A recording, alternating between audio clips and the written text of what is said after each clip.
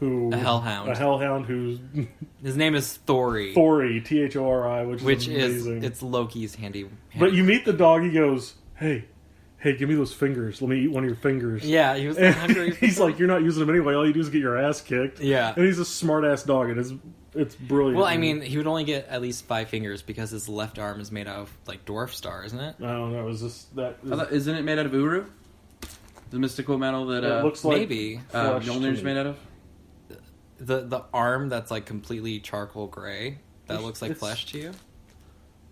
It's flesh. No, it looks like that, but it's completely made of metal. Yeah. He's got a fake arm. Have you not paid attention? Obviously not. Oh my god. Anyway, so do we want to segue from Unworthy Thor? Well, I will piggyback off Unworthy Thor and discuss Mighty Thor because I'm not reading it issue by issue, but I'm picking up the trades of it. And I've read the first 2 volumes, and it is so good. Also, Jason Aaron, we just love Jason Aaron. And if you've ever read anything by Jason Aaron, you will totally understand our obsession with him. Yeah. So good. Yeah, see it now? Huh.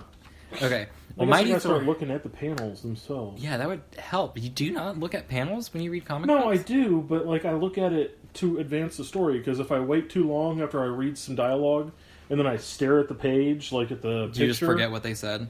Yeah, and then I move on, and then I stare at, like, spoiler, he gets his hair cut and he shaves, which is awesome. Right. And then I stare at, like, a haircut for 20 minutes, just so I can see the panel. But, I read it like it's a movie. The Mighty Thor is basically... I mean, it's Thor, but it's Jane Foster as Thor. And she's kind of battling cancer. And no, Natalie Portman's not going to show up and do a movie. Well, she didn't even want to do the second one, I didn't think. But she's like... No one should have. You're still on that? Yeah, she does not want to be a part of any superhero stuff. I think being Padme Amidala was enough nerd for her for a lifetime. Yeah.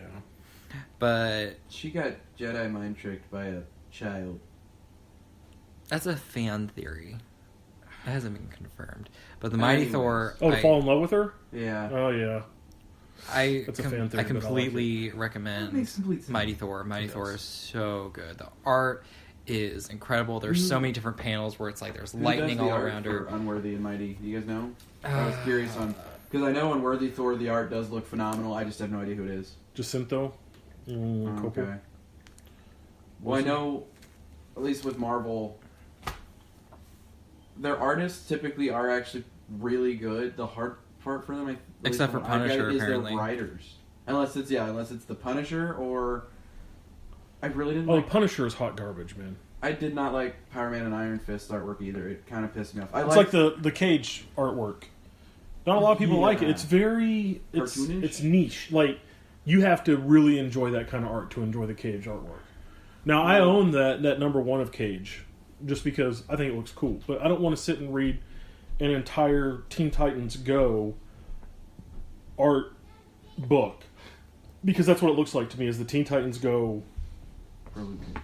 Yeah, but for Luke Cage. Well, and the cartoon. I can't get the word cartoon out of my mouth. Yeah. Well, Marvel hired R.L. Stine to write Man Thing, I think is who they hired him for.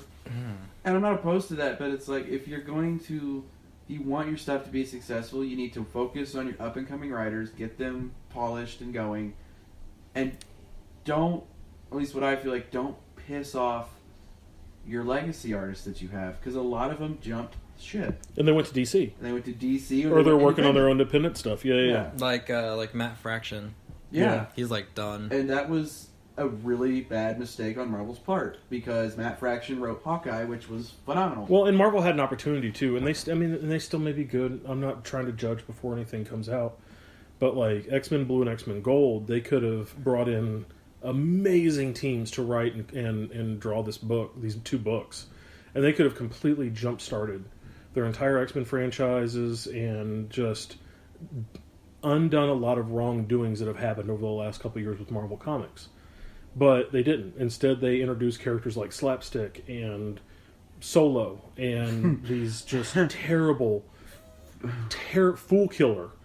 That terrible comics that... I mean, I read the Prowler shoot from the tie-in for the Clone Conspiracy. Yeah. Because, I mean, I'll be honest with everybody. I started with the Clone Conspiracy because, dude, I've read DC my whole life, man. And so I wanted to get more knowledge in Marvel Comics. And I figured a good way to do it with a current comic was the Clone Conspiracy, because I knew that they were going to bring in all these old characters that have been dead, and they're all going to be clones, and I can kind of learn their personalities and, do that. Try and to then, get like a backstory of everyone. Yeah. And I mean, I found out because I'm stupid and I didn't know that the Prowler is actually Miles Morales' uncle, and the whole thing on why Miles Morales, because his uncle broke into Parker Labs and a spider ended up on his outfit, and then Miles comes over after school and the spider bites Miles. Oh, and that's how he becomes, Spider-Man. But that's the Prowler. Wait, so... But that's not the story that they tell. Oh. The story that they tell is he's working for the Vulture or whatever it is, and he goes Prowler? out... Yeah. Oh, does he kidnap kids? That was the thing, the Vulture did, right? That's Oh, terrible. not Vulture. His Who the name hell is is the it? Prowler. Yeah, That's not Vulture. terrible. Well, there was Sorry. there was a thing where The Jackal? Vulture was... Jackal. That's Yeah. who he's working for. Yeah. And all he did was he went out and stopped like this old lady from getting robbed. That's it. It's not really. And I'm like, and I'm good forever. And I told James that he can put the second one of those back on the shelf because I'll never buy it. So, yeah.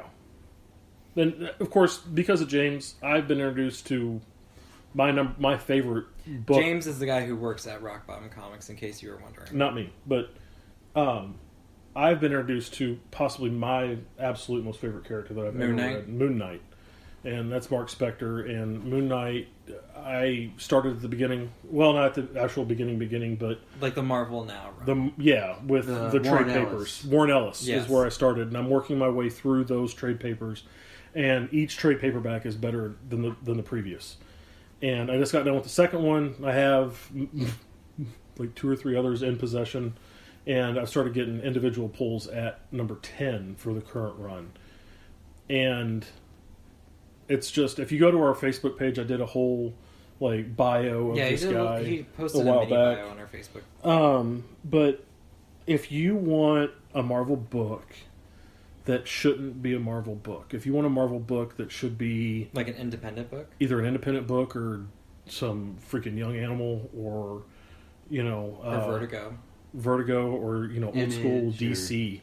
It's dark, man. It is dark. This guy, he's got schizophrenia. Yeah, well, he's multiple personality. He has MPD, or what is now DID. Yeah, dissociative identity It disorder. was MPD, but now in the new DSM, they refer to it as DID. Yeah, and he's left for dead in the desert and contacted by the Was it god Khonshu, the Egyptian god of the moon. Yeah, and so he basically protects those that travel at night, and it's just he is. I can't get over it, man. Like it's life changing. It's good shit. It's amazing. I read the first volume, and I can concur that it is very good. Yeah. Awesome read. And it's quick. Like, it's fast-paced, but there's a lot of substance in there. And the Warren Ellis stuff, it's like individual episodes. It's like watching a sitcom that has a beginning and an end for each episode. Yeah. And then, but I mean, it's not funny. No. But you know unless what I mean? you have a really it's that setup. Where it starts and it ends. Yeah, and it's like a Monster of the Week plot almost. But the second trade paper, which I have over there, it tells a story through the whole trade paper. And he loses his powers. And his psychiatrist takes his powers from Khonshu. Actually, Khonshu awards his powers to his psychiatrist. And she goes off on a plan to kill the warlord that killed her parents. And then he gets thrown in a psychiatric ward. Oh, fuck. It's probably where he belongs, to be honest. Well, and then he basically makes a deal with Khonshu and says, she's not who she says she is. And he gets his powers back. And so then he goes after his psychiatrist. So, I mean, the story is just... So it's going to be like Moon Knight versus Moon Knight? Well, but she doesn't have her powers anymore. There's only one Moon Knight, yeah. An easy way to describe Moon Knight is if Batman was a war veteran who was homeless and had a Mark mental Spector disorder. has a lot of money. Well, he does now, but when he was originally made, he was a merc. Homeless. Yeah, he was a mercenary. So maybe if you gave Deathstroke a mental disorder and empowered him by the moon, in a way. Yeah. But let a god come down. I've not heard anything bad from James about Moon Knight to the point that I'm probably going to have to borrow the trade paper to read it. It's so good. And then the other thing, Kaylin picked up Wasp 1, the first. Yeah, the Unstoppable Wasp. And I picked up Hulk. Yes. The She-Hulk. Well, it's just It's Hulk. It's Because Hulk Banner's now, dead. It's just Hulk. Which is fine. And I was thoroughly impressed, and that's probably going to get added to my poll as well, which leaves me... I'll probably end up dropping Clone Conspiracy. But now that I'm finding the kind of heroes that I want to read Clone in Marvel... Conspiracy is tossing around the idea of reviving Uncle Ben. Well, Which is a didn't they say a huge couple no-no. Well, I remember reading something on the internet about Joss Whedon doesn't like the character of Bucky Barnes, and that was because I don't know how long ago, but some time ago, Marvel said that the two characters they will never be bringing back is Uncle Ben and Bucky Barnes. And they've already failed miserably at one of them, so if they're going to bring back Uncle Well, Ben... and what's funny like, is Bucky why Barnes, even... Just why? Well, Bucky Barnes is a holding you. universally loved character now, though, as the Winter Soldier. Oh, now, right? I mean, everyone The loves... Winter Soldier story arc is phenomenal. But Uncle Ben... If Uncle Ben doesn't die, it kind of undoes Spider-Man. That is literally why he chooses to be a hero. Yeah. It's so... That's like if Batman's parents came back to life. It's like, why? Yeah! Batman Dude, fucking- it would be, though. That's so true. Like, It would Yeah. be, because if his parents, like, then he would have no reason to fight anymore because, you know. yeah, he would just be a rich, spoiled kid. So he'd be Oliver Queen. There's a comic book where Superman and Batman are fighting, or not a comic book, but it's just like an internet comic, and Superman goes back through time and saves Batman's parents, and looks at him and goes, "You're welcome, Bruce," and then flies away. Oh, that's All in an effort to beat Batman. That's I mean, that would be the only way he That really is- could be Batman, is well, to stop him from being Batman. Batman actually has a contingency What have you plan done, to Barry beat Allen? himself, Batman has a contingency plan for everybody because he's just that paranoid. including himself. He has a contingency to beat himself. Yeah, it's the Justice League. All The he only needs one is a he zip out for doesn't, Martian there's only Manhunter. A small one- green rock for Superman. Oh, he's like No, there's only one person he doesn't. Wonder Woman. Wonder Woman. It's because she's Clark. a The only person who can beat her is Superman. And that's that a is his huge contingency plan. if. That is his contingency plan, yes. I don't know. Aquaman could probably beat her, right? No. Aquaman is one I want to talk about, not because I've read it, but because I'm interested thoroughly in the storyline with him.